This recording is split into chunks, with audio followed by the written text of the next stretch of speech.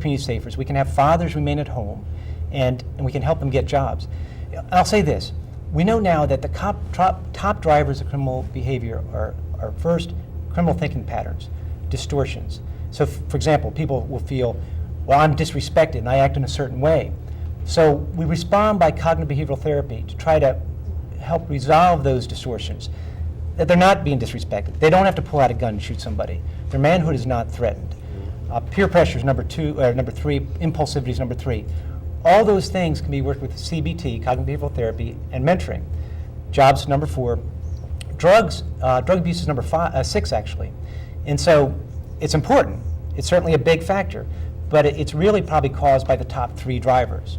So I could go on for quite a bit about this, but we really need to adopt, I think, a more a view informed by research. Now, Jack, I think most people would probably say that cognitive behavioral therapy, psychology and such is not, wouldn't think that to be the number one part of a crime strategy. Bill, well, what do you think about that? Well, I think it is a big part of it. Jack talked about the respect issue and what have you. That is an enormous issue in terms of why people are shooting each other on our streets and other streets around this country. And I've been advocating for the safe communities policing model, but it has it has application to the work Jack's been doing with the federal folks coming in. He's done a version of that with federal returnees and folks that are caught up in the federal probation system. And I was able to sit through several of their sessions and see when they bring in the federal probationers and talk about trying to keep them out of jail and out of reoffending. And they do provide services for those folks. If we don't, you said something about bringing the cost down. Our first panel sitting here saying we need funds for education. Well, one way you get funds for education is you stop building prisons and you stop wasting money when you could be saving lives. So I'm not into hugging thugs or any of that negative pejorative stuff either, but I am into saving lives, and I think that's what we need to do. That's what Martin's been doing out at Ferris in his work out there. You gotta get people with the important issues. You've got to touch people and get them to change their thinking. There is an attitude adjustment that's needed by the folks that are caught up in violent crime in this city, and we can't ignore that. Martin, would you talk to us a little bit about the work that you do working with young people in the juvenile justice system, young men at Ferris and such? We're talking about changing attitudes and changing behaviors and such. Do you think that that's something that's important for young people that are finding themselves in that situation? It's definitely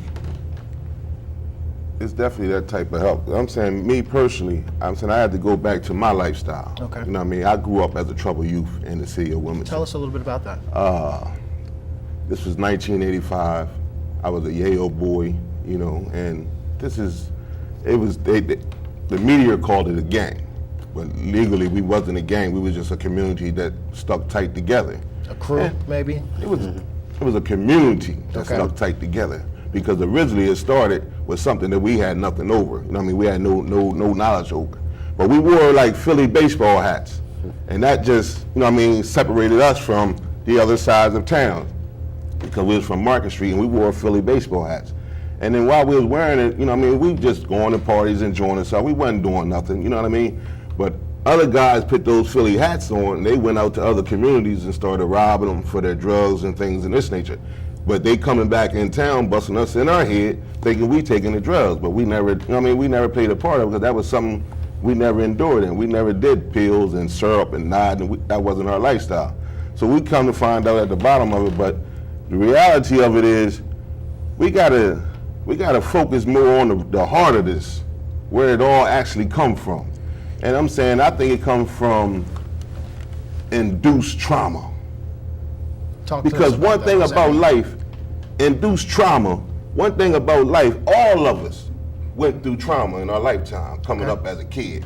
Some people trauma is greater than others. Some been molested as when they was coming up. Some been raped, they've been living in dysfunctional households, drug-addicted households. Because I grew up in a drug-addicted household.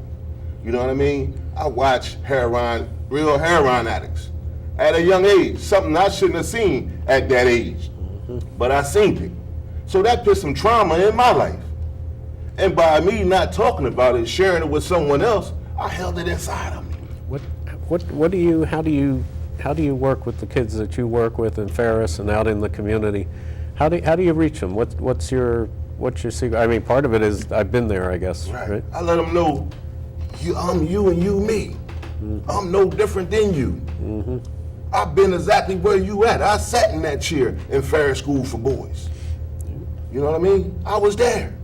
So that's where I let them know that I was a part of them. And I still am.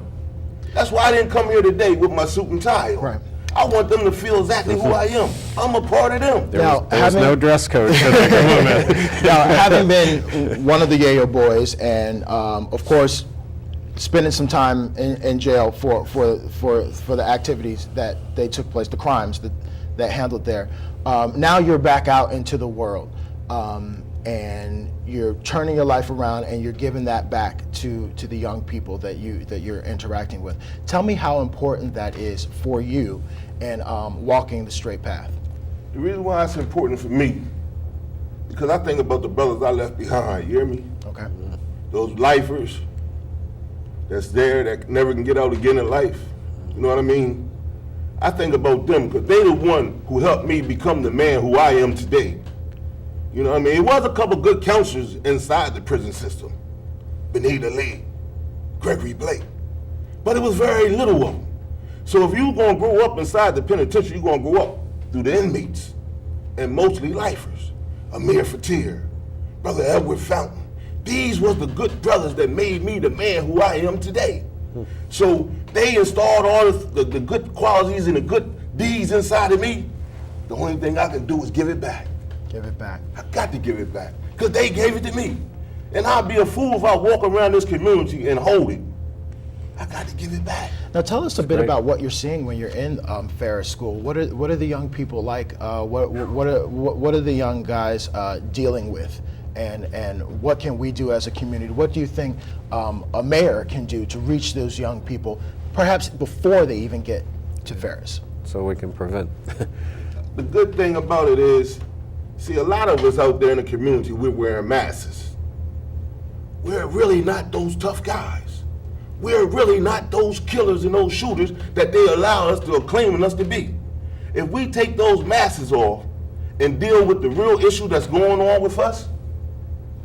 So maybe you're touching on some of the stuff that Jack was talking about, the feelings of disrespect, the changing the way of thinking, changing the attitudes that will then change the behaviors to squash all of this and prevent the cycle of violent crime taking place where I have to get you because I feel like you've disrespected me. Jack, does that ring true for you?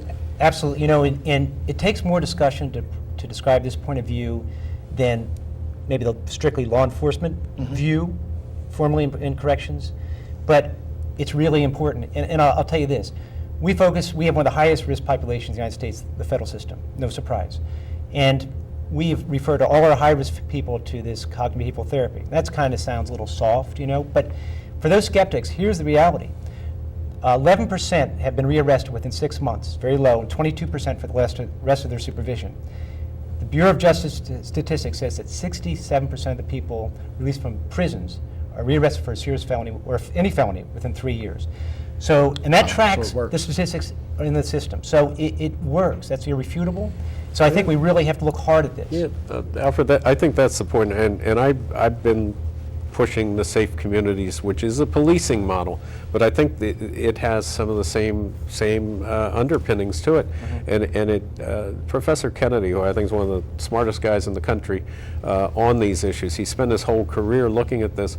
He says in safe communities that you have to respect the people that are out there in the game. You have to, the first thing you have to do is sit down with them and treat them as human beings and look at why they're doing the things they're doing and not assume something that Martin just said, that they're not out there, that they're just as afraid of getting killed. They're not as happy with having to carry a gun, but they're trying to some extent, they are making a rational decision to protect themselves from the other guy. And one of the things that Safe Community says, it tries to bring the community together. The parent, Martin talked about people that are influential in your life. You bring the influential people in with these folks and sit them down and you say, we're not going to tolerate what you're doing anymore, but we're here for you. How do we help you help yourself? And I agree, the person's we can't magically change lives, but if the person wants to change their life, we need to be there. We need to be there with social services. Jack talked about needing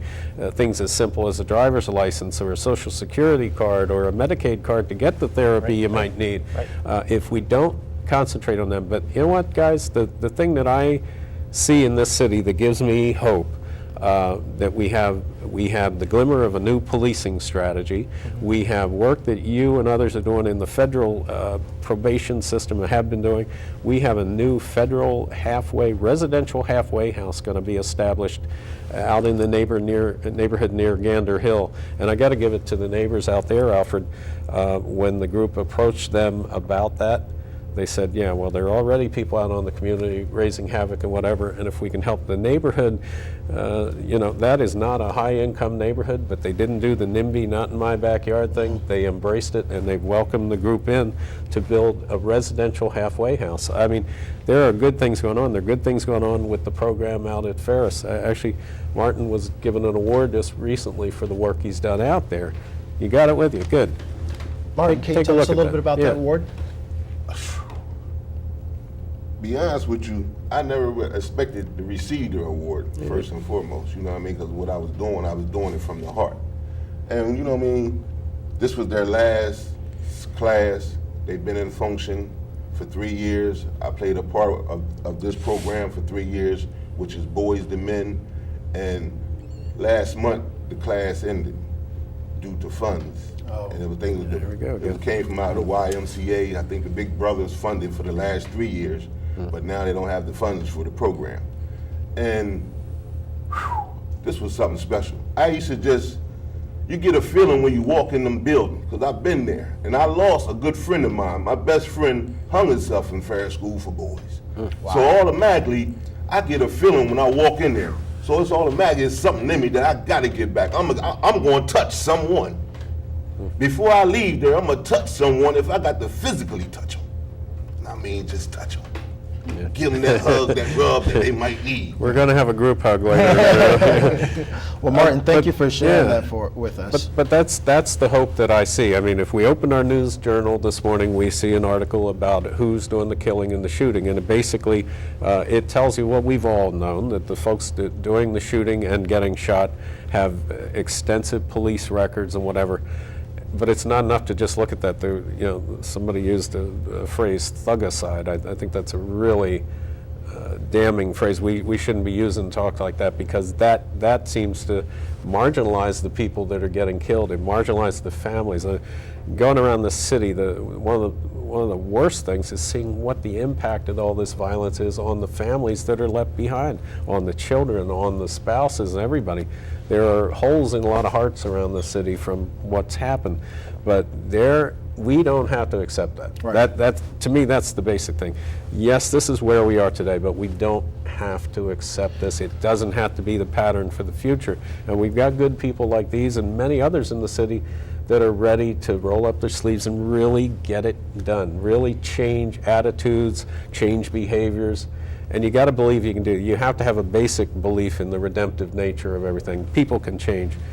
Martin's an example of that personally. There are plenty others in the city. We have folks who have turned their lives around and are helping others. So let's do it.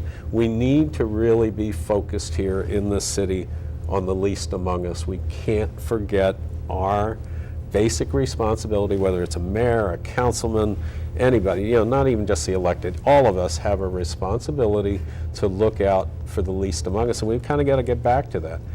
That's part of my social work background, I suppose, coming back out, but it's tempered by reality as well. I just want to say that, if you look at the paper every day, you can get depressed and you think people don't change. The reality is people do change. We see it all the time. In Martin, I can go on and on. We have the stats to back it up. People do change. And Bill has been very forward-thinking in his approach and very supportive of the federal halfway house. We're one of the few districts in the United States not to have one. Recidivism goes up if you don't have that transition back into the community, so it's going to be a great thing and really help us. Another tool, a big one, a huge I one. haven't been shy about locking up the worst either, though. I work Absolutely. I work with the U.S. Attorney, Colin Conley, to Yes. set up